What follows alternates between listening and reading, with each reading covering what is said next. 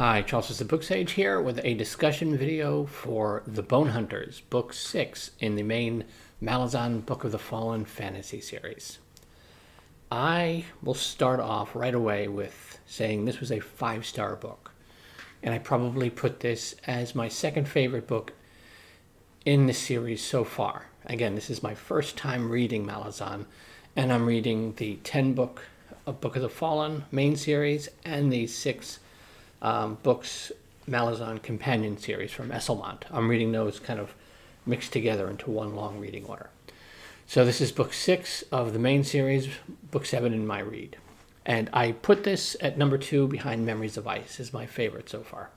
And the reason why Memories of Ice is still hanging on as my favorite book, I actually discussed in my Midnight Tides discussion video. It's right towards the end of that video, so you can find that linked.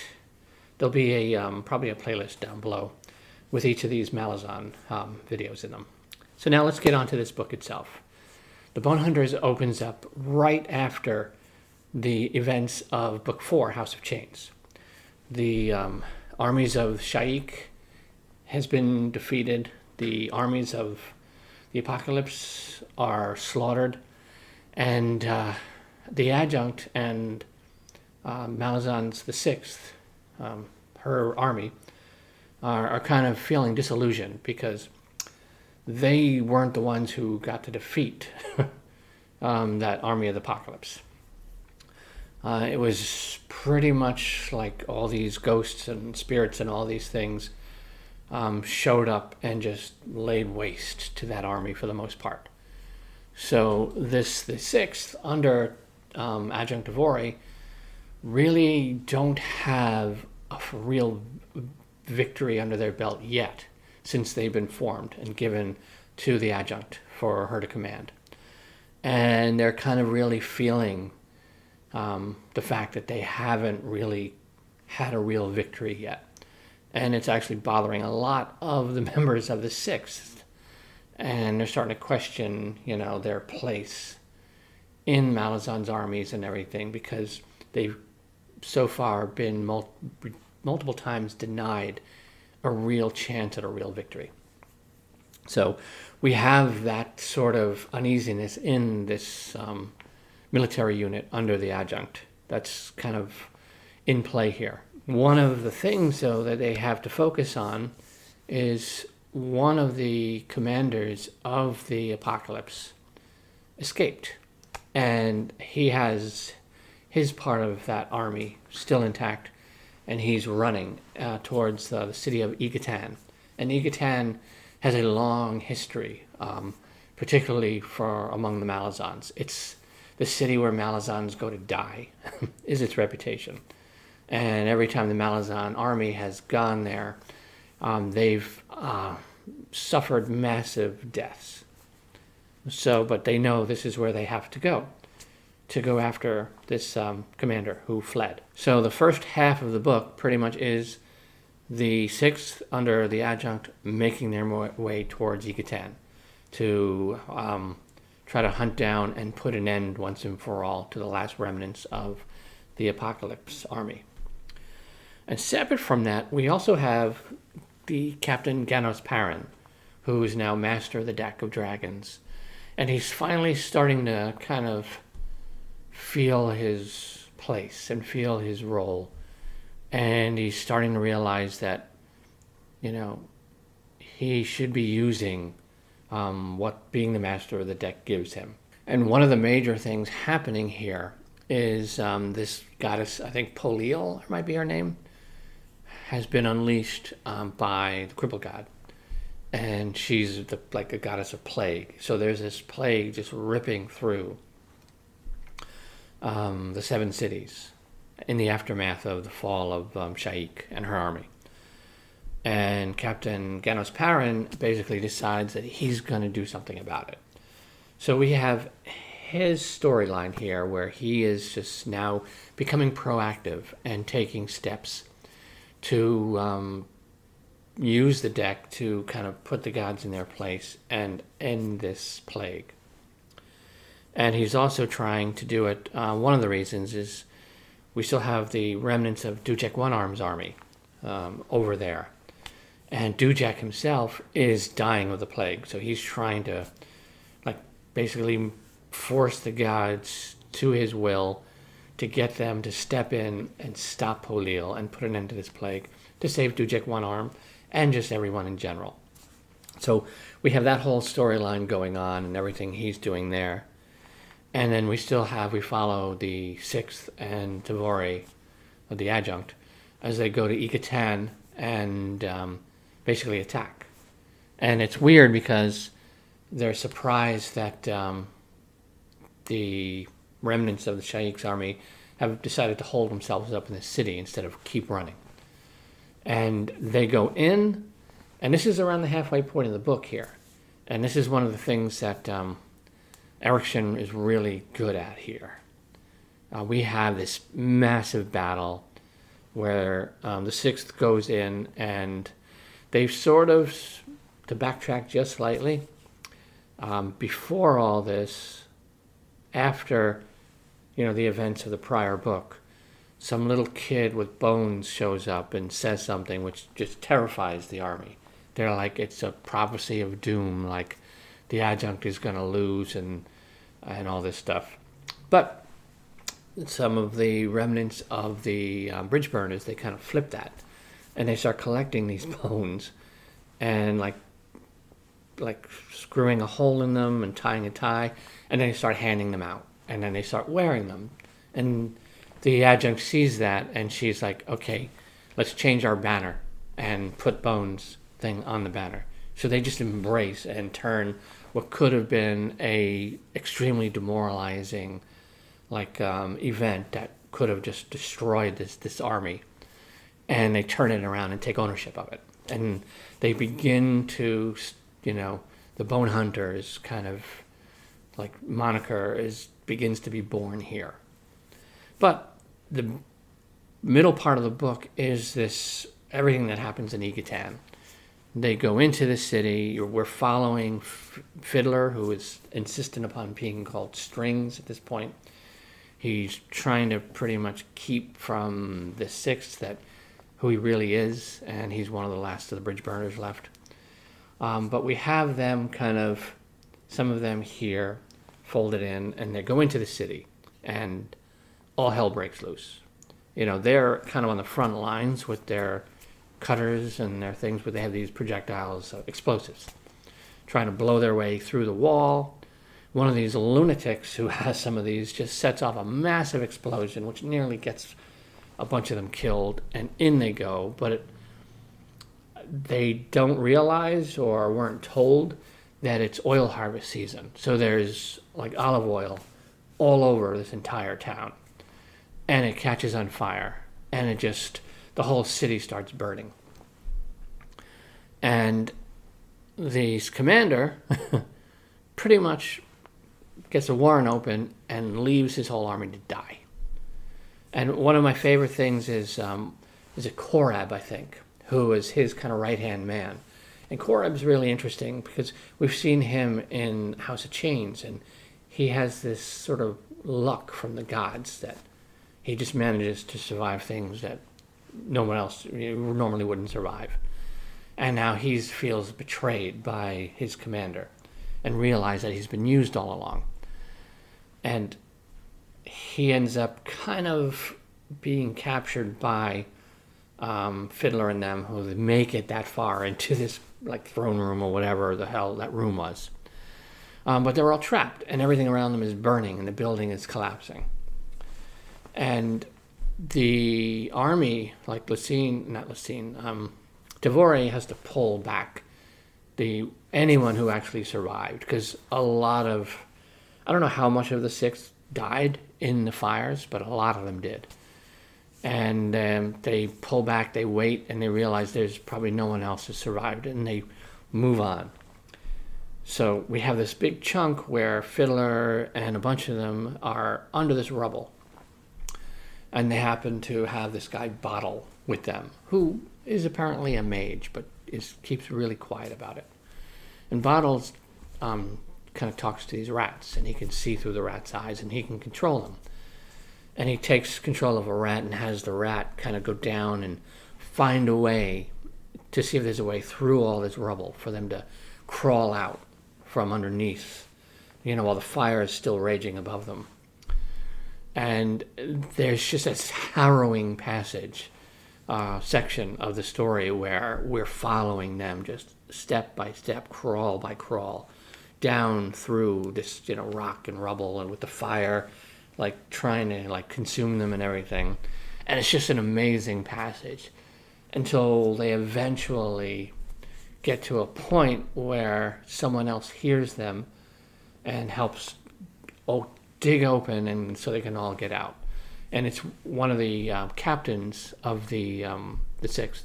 She basically deserted and wouldn't go with the army. And she said, no, I'm staying, because I got to make sure that if there's anybody left alive, I got to make sure to get them out. So, but just a fantastic passage. And it's Korab, we see a lot of this, through Bottle and Korab in particular, we see a lot of this whole part of the story play out. And Korab begins to realize it's he's grown up believing Malazans were monstrous people, ate babies and all this crazy stuff.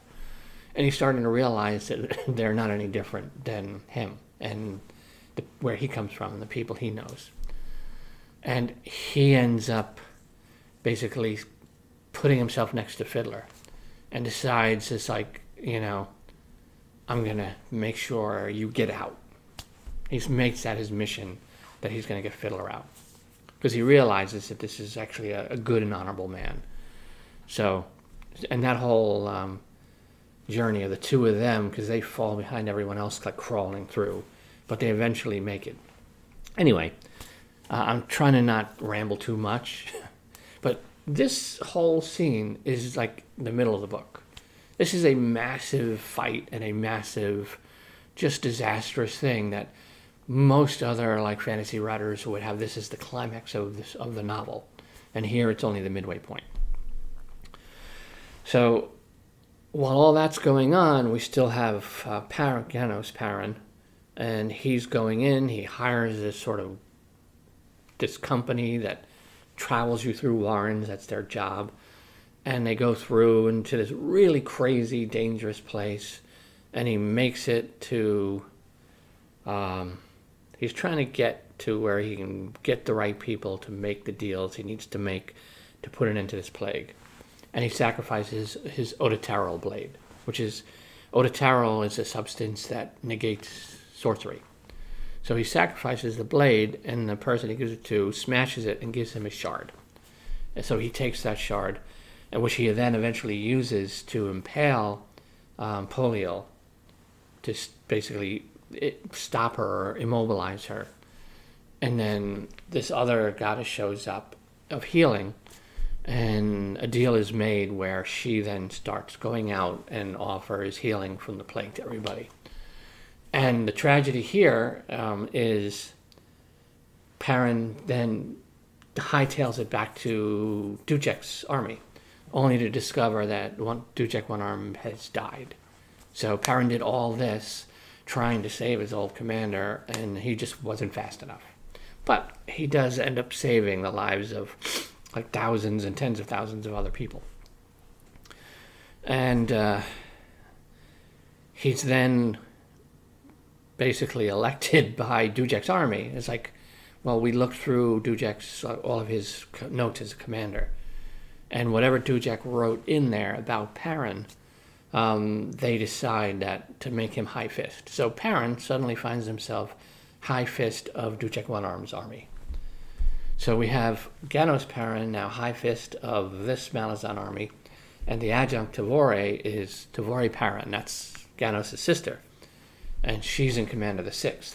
So we have what might be the last two major armies of Malazan now under the command of one family. Separate from all of this, we finally see Akarium again. And Akarium's story is interesting because he's had, I think it's Mappo, who's the Trell who's been with him all this time, kind of helping him and caring for him. The Trell's betrayed, and this other guy steps in. I can't remember the character's name at the moment. And he's pretending, because Akarium doesn't doesn't have much memory. He doesn't remember most of the things he's been through. So this other guy steps in and pretends that he's been in Ikariam's companion all along. And he's trying to force Ikariam to just let loose and just go on killing sprees. So there's a lot of things in play here. But what I liked about this book is we have Ikariam on his way to this particular place. We have Karsa Orlong shows up again and doing what Karsa Orlong does. And he ends up with this other person traveling with him, going into this other realm where he encounters this race of people who are just being terrorized.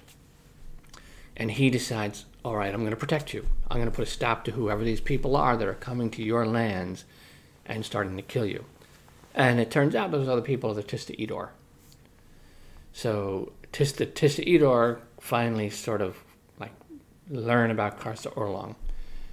So we have Ikariam basically being told, okay, we're going to bring you here to face our emperor. And Karsa Orlong is kind of, has heard about, like, this emperor, a challenge. So we have Ikariam on his way, we have Karsa Orlong on his way, and the worry I have is, are they going to be forced to fight each other to see the victor will then fight Rulad? And Rulad we met in Midnight Tides, and I talked about him in my Midnight Tides discussion video. So I thought all that was going to happen because even Tavori, the adjunct, and the Sixth and everything were on Admiral Nock's fleet, and they were all heading in that same direction. So we had, at one point, Ikariam, Karsa Orlong, and the adjunct and her army all heading to the same place. And it looked like this book was going to climax in this massive thing. Now, what's really interesting is the Admiral Nock's fleet finds himself like basically surrounded by the Tiste Edur.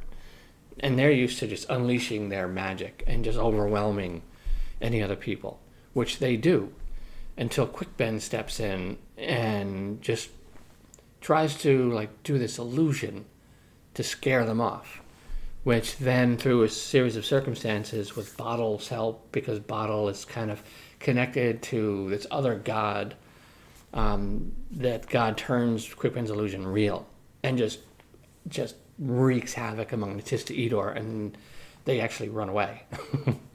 And the adjunct is then is given orders to turn around and head back to Malaz City, which they then do. So we had this whole big thing building, and then it didn't happen in this novel.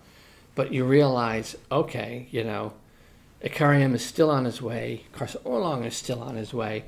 That's clearly being set up for another book, which I believe is Reaper's Gale, the main Malazan Book of the Fallen that follows this book. I have a Return of the Crimson Guard from the companion series to read next, before I get to Reaper's Gale, but I'm excited for it. But then we have finally, the finale of this book, where the adjunct and the Sixth arrive at Malaz, in Malaz City. And the Empress is there. She's come there herself. And things right away, they realize something's wrong, And the adjunct leaves the fleet, goes down into the city to go meet with the Empress. Kalam, I think, is there. And the Malazan, but the Sixth on the shore, on the boats, realize we're being set up. They kind of see that the adjunct is being set up, we're being set up.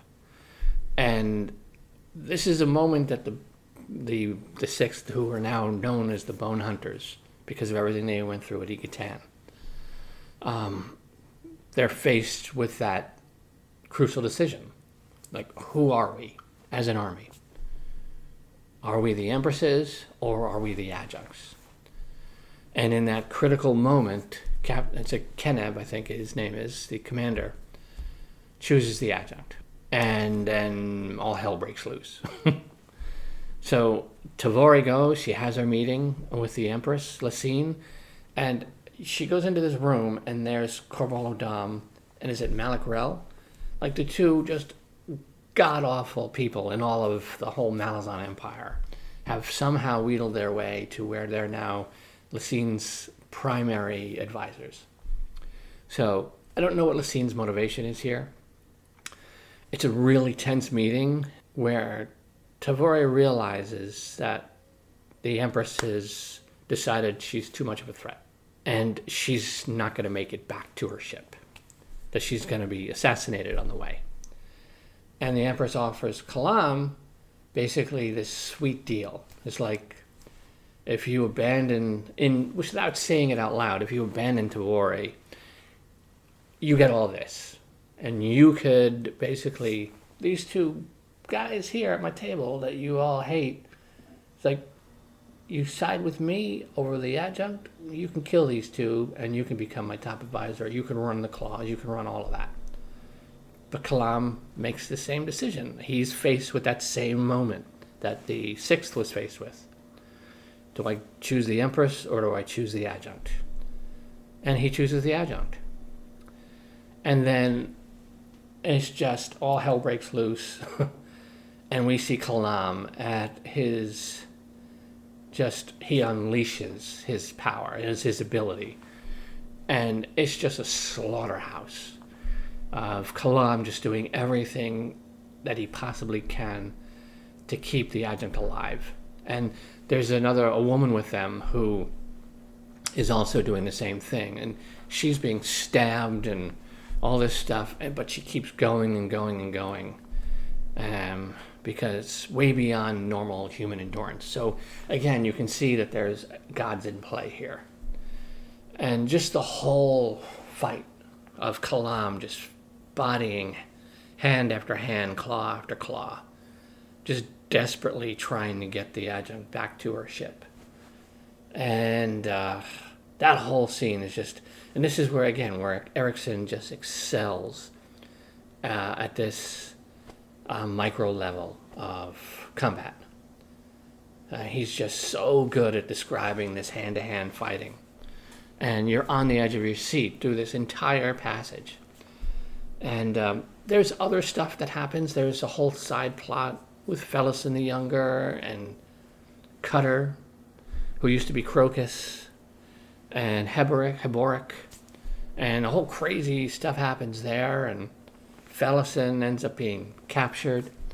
And the remnants of Shaik's apocalypse decide, we're just going to make Felison the Younger the new Shaik. So there's all that nuttiness going on. And it's so hard to describe these books. I just don't want to do a play-by-play, which is kind of what this sort of discussion video was turned into, and I didn't really mean it to be a play-by-play. So this is all, obviously. I'll put a spoilers banner at the front of this video when it starts for people watching, so they know up front, yeah, this spoilers galore. But now, anyway, I'm really, really curious to see where do we go from here. Clearly, the bridge burners are no more. The last remnants of the bridge burners are now rolled up are now Bonehunters. And I do want to say, though, Fiddler's role here, while everything is going down in the city, where he's gone to meet an old friend who has a fiddle for him, and he's finally playing again. And the city can hear him playing, while all this violence is just, going across the whole Malaz city. And again, this is the capital of the Malazan Empire, where all this fighting is happening. And there's massive fighting at the docks, because they decide these Wiccans who have helped Malazan are to be sacrificed to the mob. And that's one of the key things that makes Keneb and the Sixth side with Tavori, with the adjunct, over the Empress, because they're like, these people stood with us and helped us. We're only alive because of them. We won't abandon them. And so you have that ideological break.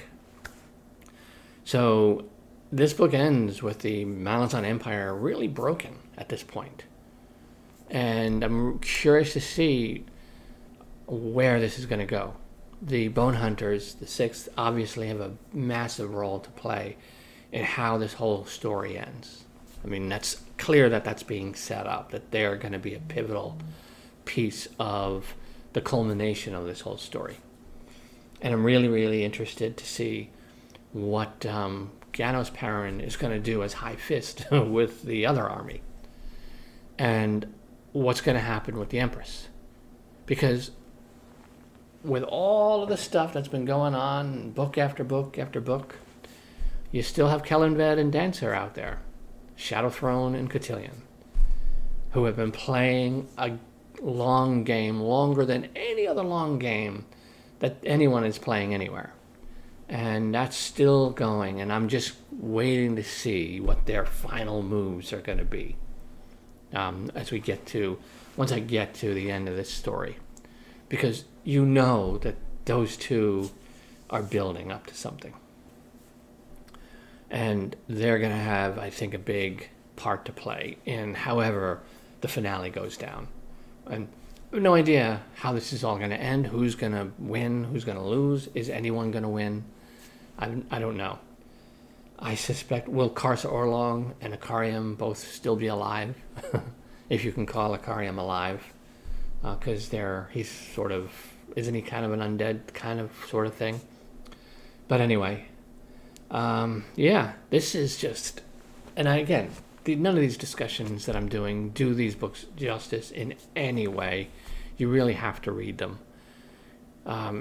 Erikson does such a good job at really getting the personality and motivations of each of these characters across so quickly. And especially we had with the Bridge Burners and now with the Bonehunters. That's one of the things that I enjoy about this series, is his writing and his ability to make you care about these characters. Korab was interesting in House of Chains, but he really grew on me here in the Bonehunters. And I'm far more interested in him now because his whole world has been flipped upside down, and I'm curious to see where he's going to go from here and what his role is going to be. And again, he has that sort of luck from somebody, some entity, and how that's going to play out. And with that, I'm going to end this video here. I am Charles of SirBookSage. Happy reading.